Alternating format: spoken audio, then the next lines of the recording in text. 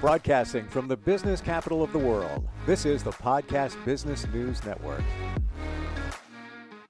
A lot of times in life, we kind of gravitate to complaining, looking for sympathy, basically playing the victim. Sometimes we know we're doing it. Sometimes we have no idea that we're doing it.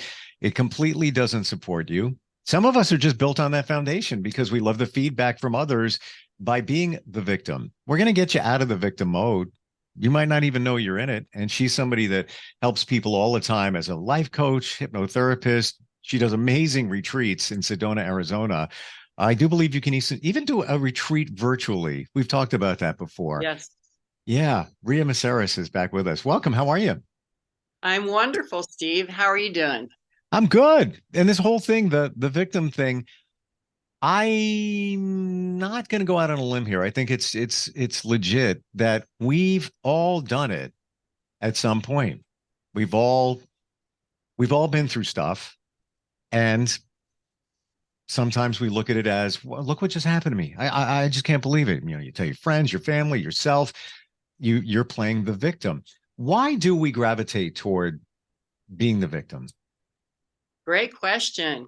So I truly have learned by working with many clients by now, doing this work for over 20 years, that oftentimes it's simply the quote dynamic that was given to us as children. Because I mean, even just looking at it from the perspective of our parents and grandparents have emotional challenges. Everyone has challenges and wounds and issues and such. We're in a time now where we're talking more openly about them, which is wonderful. So given the nature of our parents, I want to believe that they did their best. However, they had their challenges. And so we create our world trying to survive. And oftentimes when things, quote, happen to us, we tend to move into or become the victim in situations. I mean, right now, sexual abuse is talked about a lot. That puts a person feeling like they're a victim. Any type of abuse, and when things happen to us, it automatically puts us in, or can put us into, that victim mentality. And so a way to consider if you are, quote, playing a victim is to, anytime we're allowing a person or a situation to affect us and frustrate us and maybe even feel angry, we are playing the victim because we're allowing something outside of us to affect us.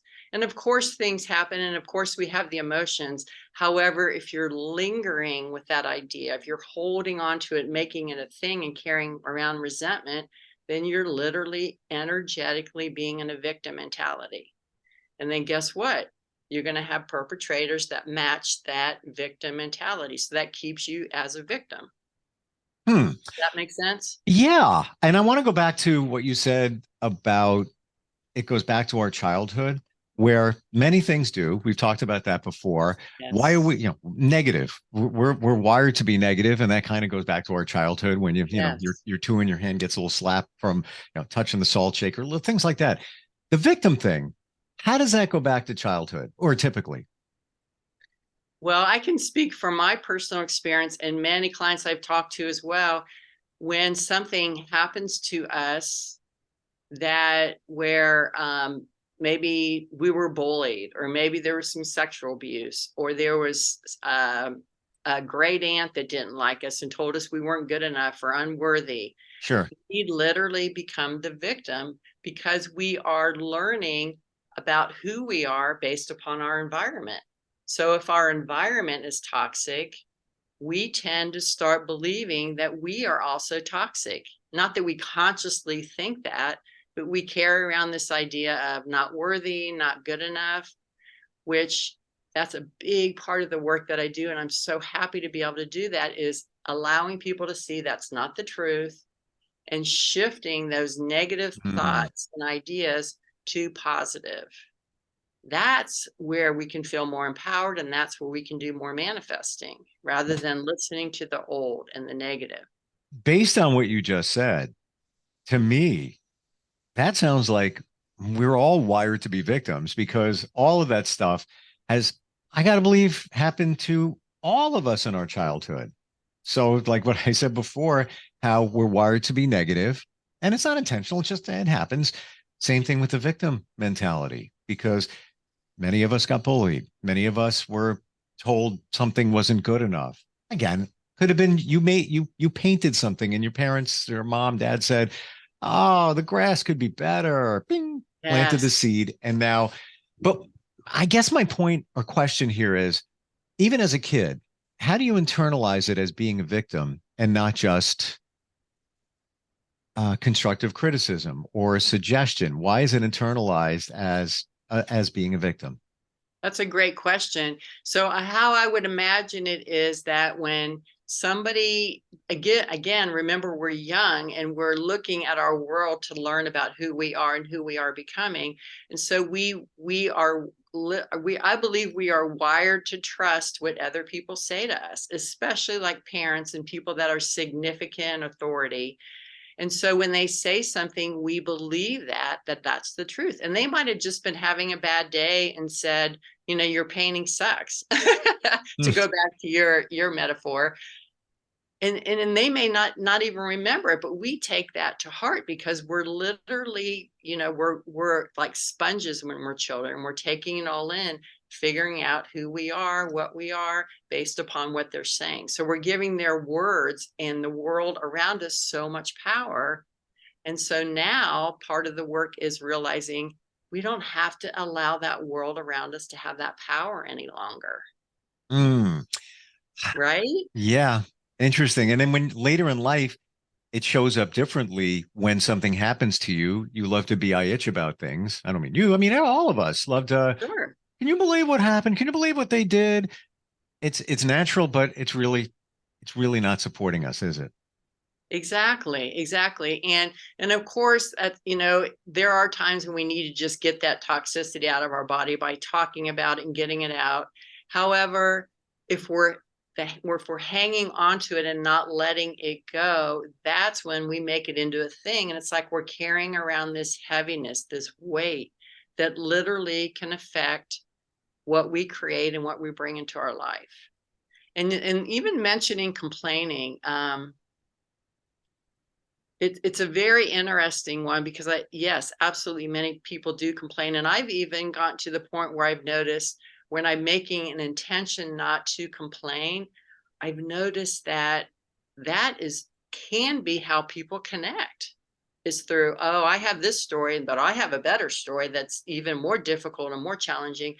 And so if in fact you are in a situation where someone is complaining, oftentimes there's a request or a need underneath it. So you can even look at it from that Hmm. perspective. Make sense? Hmm. Yeah. Yeah. And what's the request or need? Understanding, somebody listening, somebody Yes. maybe helping you with the situation, just being the springboard, because you just said, Yes. we need to vent. We need to get it out. And sometimes that's how people learn how to get attention, is by complaining. Let's talk about Susie down the road. Oh, but I heard Susie did this and she did that. And then we're just literally spewing out toxicity, which it's not a happy place. Hmm. How do we get out of the mode? That's such a great question. So that's part of the work that I do with people is, first of all, I believe wholeheartedly that meditating is so, so, so important. Like we were talking earlier, meditation it's not this woo-woo thing that they do in India on the slopes. Mhm. It is literally just means to become familiar with yourself. It's that simple. So taking time each and every day and choosing to go to those positive thoughts and feelings of gratitude, appreciation, acceptance, then you're literally choosing to be feeling better about who you are. So when you're feeling better, you don't need that negative toxicity. You're not hanging out with the resentments. So then you're Ah, not okay. speaking and complaining from that place. Does that make sense? We always talk about a higher vibration because we're all energy. Energy vibrates. The higher, the better.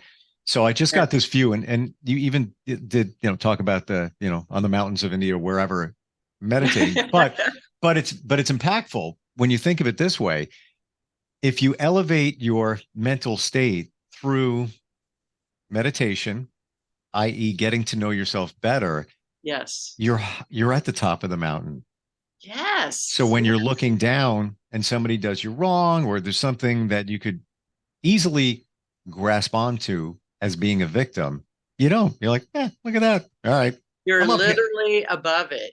I'm up here. This is better. It's all You're good. literally above it. You're coming from a higher perspective, a wiser perspective, where I'm not going to take it personally.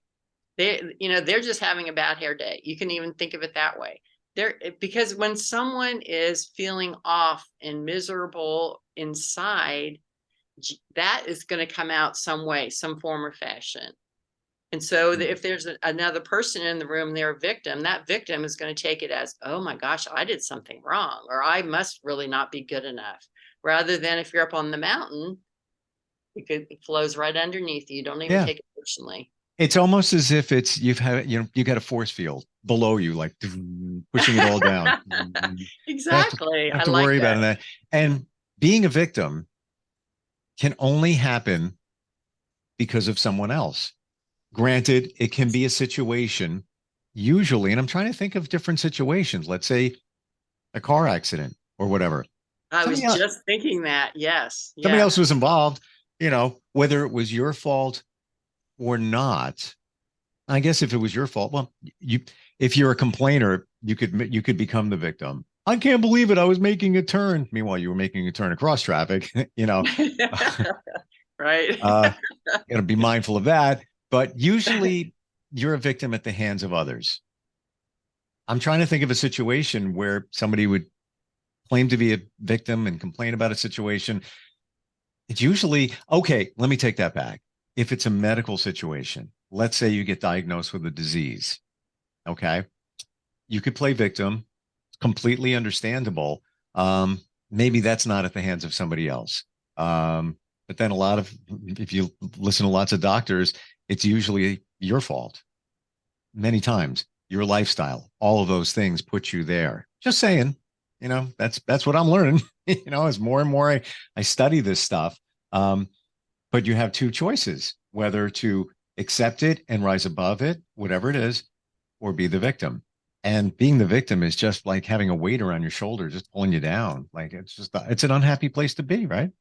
Yes. You reminded me of this wonderful little book. It's called, and I literally mean it's little, it's called The Four Agreements.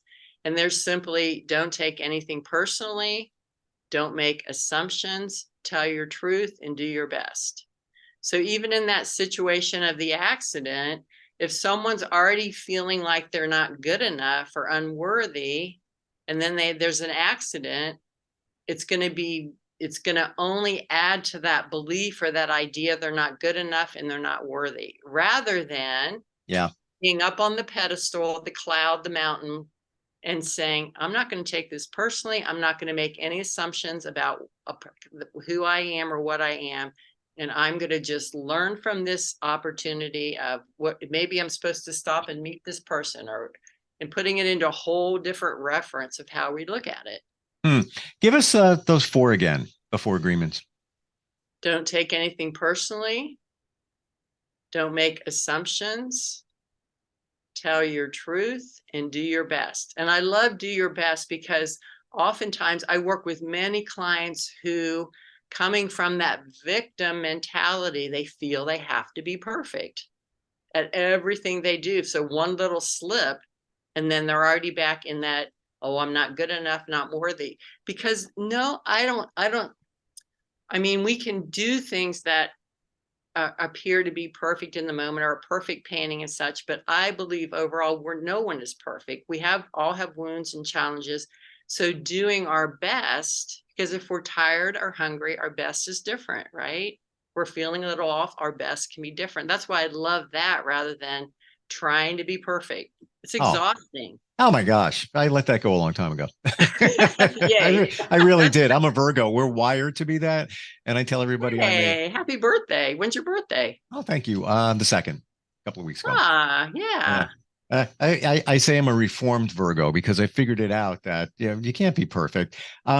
before I'm writing these down, before do your best, which one, what was that of the agreements? Tell your truth. Truth. Thank you. Yeah. And it's called The Four Agreements by Don Miguel is his name. If you're interested in getting the book, he's I believe he's Mexican or from Mexico. Anyway. Yeah, it's a good one. Simple, but powerful. I'm operating from a quote from Bob Marley lately that really resonated. So can I share it with you? Absolutely. So you gave me the four agreements. I got that down, committed to memory. He said, love all, trust few, do wrong to none.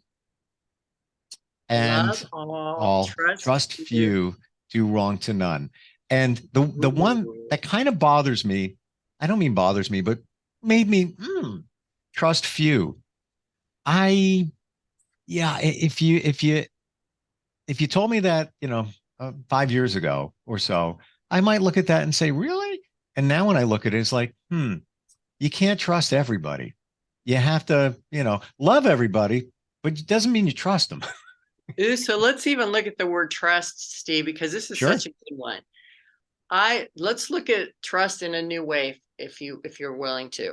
Sure. So imagine instead of needing to trust people, and I'm saying it in that perspective based upon where I want to go with this, how about spending time becoming familiar with yourself and learning to trust yourself, feeling good inside, connecting with those higher vibrational feelings.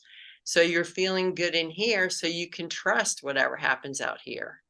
You can trust if Susie doesn't like you, or if you get in an accident, because you're literally building a foundation of trust within, so you can handle what other people do or say and not take them personally and not make assumptions.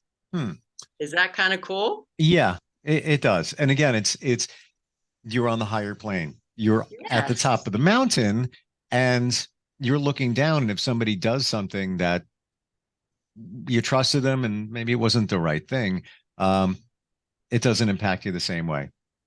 Exactly. And And it just that rolls to off. me is freedom, right? That to me is inner peace, which ultimately is what we want. Yeah, and I'm a firm believer in just do the right thing. Just do the right thing. Now, that's subjectionable, could be the right thing for you, but I mean in general, just do the right thing for you and others. Do the blend there. Not like, well, I'm going to take all the money because for me that's the right thing. No, that's not what I'm talking about. It's for the greater good of all. And I guess in your moral compass. Yeah. Exactly. Yeah. And that's, basically in the Bob Marley quote, he's saying just do the right thing, So interesting. They had never thought of the trust thing in that way. Well, that's interesting about, and when you said trust few, I as well had a bodily reaction to it because I thought, ooh, I wonder if that would even be from a victim mentality, trust few. I mean, I understand in especially right now with the world and the separation, there's a lot going on. However, that's an interesting quote, and I'd be curious what he meant by it. Agreed. I might look that up and Google it. Yeah, because I see where you're coming from. Because one would like to believe, we trust everyone, or try to trust everyone. It does have a twinge of victim. I get where you're coming from there. It makes you think, doesn't it? It does. It does. Yeah. Exactly. And I would like to add a personal experience that I had with being a victim. A lot of toxicity in my childhood. I don't need to go into details, but I literally was believing that I was a victim up until maybe I'll say 12 years ago, roughly. And I had no idea. but my life kept showing me situations where I was being hurt, or somebody was in my mind, because I'm already thinking I'm a victim. I'm thinking somebody's doing something to me, so I have to defend, and it created challenges for me, as you can imagine. So I finally, one day, I had a picture of myself, my like 4-year-old self in my bathroom, and I looked at her, and I saw her through new eyes. I saw her for all that she was, her creativity, her wisdom. And I remember thinking, she looking at that picture saying, she's not a victim. She's so much more than that. So in that moment, I made an agreement. I was going to only do my best to speak to her with kindness and love, because she is not a victim. Therefore, I was able to shift my own thinking of myself, that I'm not a victim. I'm doing my best to get out of that way of thinking, because it had become a habit by then.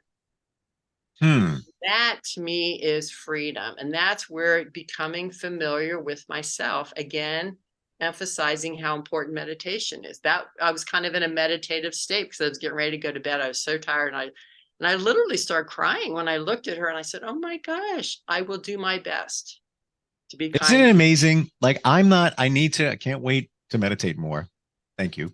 Please do. Yeah. And really remember that those negative thoughts might try to come in, but just shift them, because that part of you wants you to keep listening and believing it. That's the challenge. When you can start feeling that really beautiful space within, it is so worth it. Truly. I woke up this morning about a half hour early, wanted to sleep a little bit later because I went to bed later. And my mind was, and it doesn't usually do that.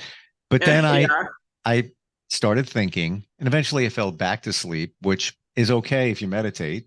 It means you got deep. But I basically gave myself a lot of answers to things that I was thinking of, or a couple of, relationship situations or whatever. Essentially just reinforced it in terms of a meditative state. All right, I believe we all have the answer. We know the answer. It's inside you. It is. Sometimes absolutely you can't get it out because all this other stuff, these beliefs and all those things are in your way. But when you're meditating, it's like you stripped it all away and you went right to the source, right inside, and they came clear. It's like, I don't want to listen to it, but that's the answer. It's the real answer. Yeah. And think of it as a practice, because it's like building a muscle. The more you do it, the more you know how valuable it is. Like, I know I have that resource at any time during the day, given I have space to do it. I can go within and find, ideally, inner peace, find gratitude, because it's such a comfort and such a beautiful piece to add to my journey. It's interesting you put it that way, Rhea, because it's more of a you have a safety net. It's you. Yes. So when those tough situations, if you can get to that point where all right, it's time to meditate. I need to, and it's all you're doing is just getting within, getting to know, like you said, getting to know yourself better. And thank you for saying that. I never knew that. But that makes meditation clear for me. There it is. That's that sentence. There it is. Same thing when I heard it, because otherwise it sounds too woo-woo or difficult, and you don't really know what to do. We're not, schooled on how to meditate, and everybody does it differently. But if you give it that label, it's self-explanatory as to what's actually going on when you are meditating. I'm checking in with myself. I'll be back later. It's kind of what it is. And the cool thing about it is there's so many different ways to meditate. I mean, often people think that you're supposed to go in and just not think about anything. Well, that's not even possible. Our minds are constantly thinking. That's what they do. So it's not about trying to strip everything away. It's just get in touch with your feelings and just start listening. Just use your sensories.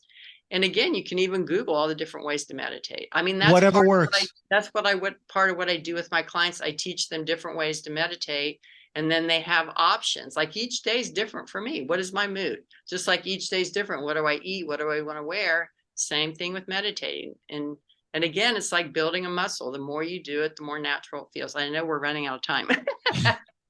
It's whatever works for you, even 3 words, take a walk. That's Yeah, meditation. If that works, and you can. exactly. Exercise is great to shift. And Yes. I met a guy who, final thought here, is call him a professional meditator. I mean, he's nailed it, but he spent years with monks and mountains and all of that. And I asked him, how long does it Monks and take? mountains. Yeah, he did. He said, how long does it take you to get into that state? He goes, 3 seconds. I'm like, come on, sometimes 5. And I'm like, you really there? You're in a meditative state. You blocked it all out, and you're right. You've tapped into yourself. He goes, yeah, no problem. That's exactly why I like to do it first thing in the morning, because you're still kind of waking up. Yeah, I and agree. you're really close to that place. So I generally do it in the bed in the morning. My cats come and join me. We have like a little routine. It's kind of cute. So they come in and I'm okay, I'm here for a while. So then it really enforces that I stay with my meditation and go in. And it can happen that quickly. It really can. And I said before, that's when I do it. Not with my 2 cats. They are I love them. They're about a year old. They're mushy and lovable, but in my room, they're bouncing all over the place. And yours are a little younger than mine. Yeah, I need to relax a little bit. But they are sweet, for another time. You got the energy phase with your cats, right? Yeah. Yeah. So Rhea, if we want to learn how to not be the victim, maybe even how to meditate better, or just move life forward in a very positive way, how do we connect with you? Yes, you can text me at 928-204-0878 or visit my website, imaginegetaways.com. And let's talk and see if we're a good fit. Yeah. I mean, it's a relationship. So, start the relationship, see where it goes. And maybe next time we get together, maybe we skim the surface once, but maybe you could show us different ways to meditate. Perfect. Love to. I would love that. All right. That's a great idea. Thank you so much. And we'll talk soon. Okay. Good to see you again, Steve. You too. Are you looking for even more of the podcasts and hosts that you love? The Podcast Business News Network is proud to announce that you now have even more ways to listen live. Check out the MyTuner Radio, online radio box, and Simple Radio apps on iOS and Android, or find us online. Search for Business News Network on mytuner-radio.com, or search Podcast Business News Network on streama.com and onlineradiobox.com/US. Take your podcast on the go and don't miss a minute of the action.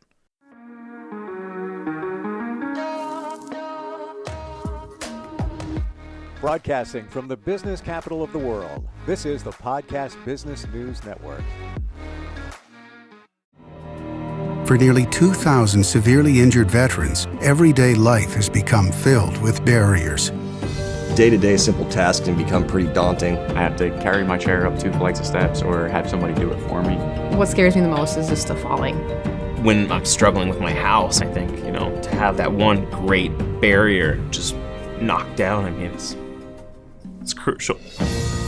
Home for Our Troops is a wonderful nonprofit that builds a mortgage-free, fully adaptive, handicap-accessible house. And there's no catch. It'll be our very first home that we've ever owned. This is a game changer. This is where your life begins again.